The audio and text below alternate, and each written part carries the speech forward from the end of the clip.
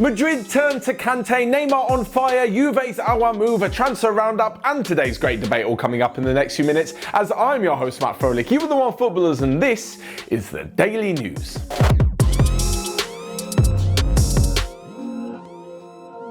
So first off, and apparently N'Golo Kante is near the top of Real Madrid's list for midfielders they want to buy. The priority always has been Eduardo Camavinga, but it's going to take one hell of a bid to prize him away from Rennes, especially as they're in the Champions League this season. So the reason for Madrid and Zidane turning to Kante? Well, apparently he doesn't quite get along with Frank Lampard so well. The midfielder was injured for large parts of last season, which didn't exactly help improve his relationship with Lampard during his first season at the club. Then, over the summer, he refused Kante permission to go to one of his friends' wedding. He made a lot of signing in the midfield area, and it looks like Kante's position in the team isn't exactly set in stone. All of this has contributed to a breakdown in the relationship, and it could be that the 29-year-old wants to move away, and what better place to go than to the Bernabeu. The only sticking issue is, aside from the fact they want Camavinga as a priority, is that Real Madrid don't really sign 29-year-olds these days. I mean, even Eden Hazard was 27, and that was a bit of a push because he was a world-class player at the time. Certainly not in his first season at Real. As for the rest of their signings, they're going for young, brilliant players with potential who can technically see through the next generation of Real Madrid players.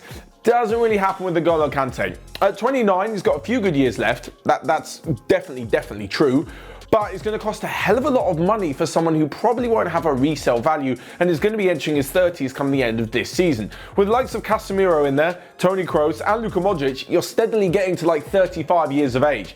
They've got enough problem with having extremely good players like that on ridiculous contracts in their mid-30s. They probably don't need another one. Having said that though, after spending such a ridiculous amount of money this summer, Chelsea could probably do with recouping a little bit of those transfer fees spent, and N'Golo Kante could fetch them around £60 million.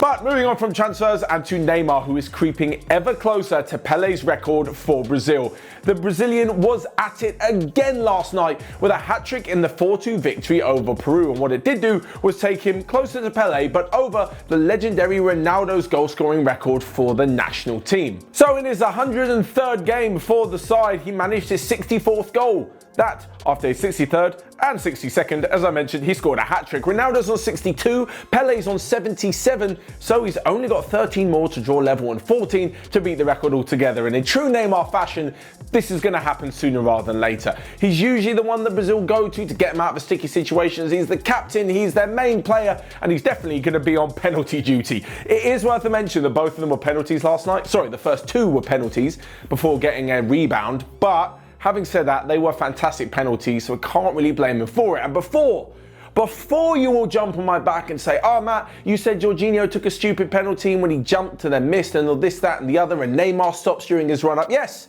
and Neymar will also get ridiculed and also look utterly ridiculous once he misses a penalty. But when you score it, it looks absolutely fine. And elsewhere in the international football scene yesterday, talking of Chelsea early on in the show actually, both Kai Havertz and Timo Werner are on the score sheet as Germany played out a thrilling 3-3 draw with Switzerland. For San Marino, it was an eventful evening. An eventful evening in a 0-0 draw, because what it means is their 0-0 draw away at Liechtenstein meant that they have their first point in 6 years and their first ever clean sheet away from home ever in their 30-year history.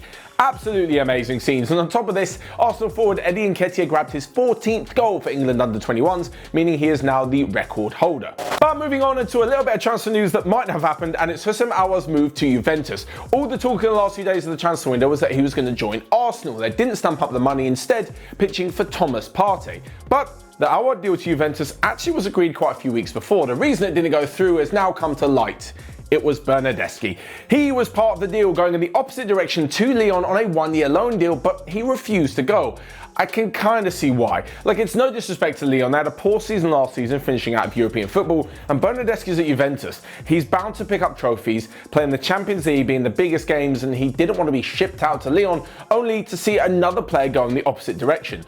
Obviously for all those reasons, but on top of this, in a year's time, when Bernardeschi's loan is done and he comes back to Juventus, Aouar's still there because he's signing up whatever it was supposed to be, a 5-year contract. It's not like they're just swapping one loan for a year and then Bernardeschi can come back into the squad next season.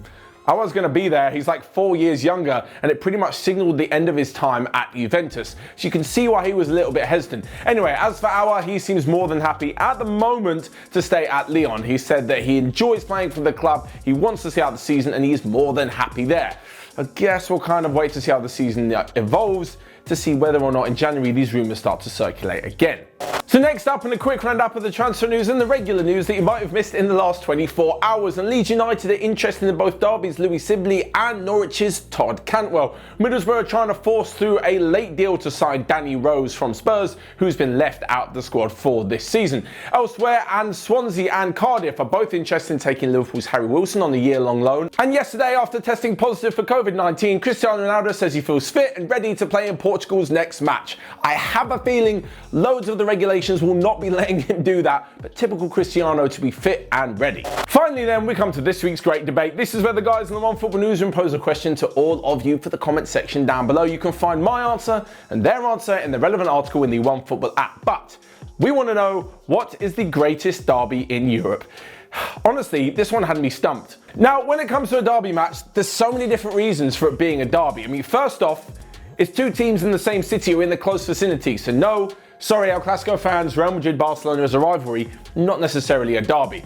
But they either come into the shape of atmosphere is brilliant, footballing quality is brilliant, it means a lot for trophies, or at the top of the league, there's so many to choose from.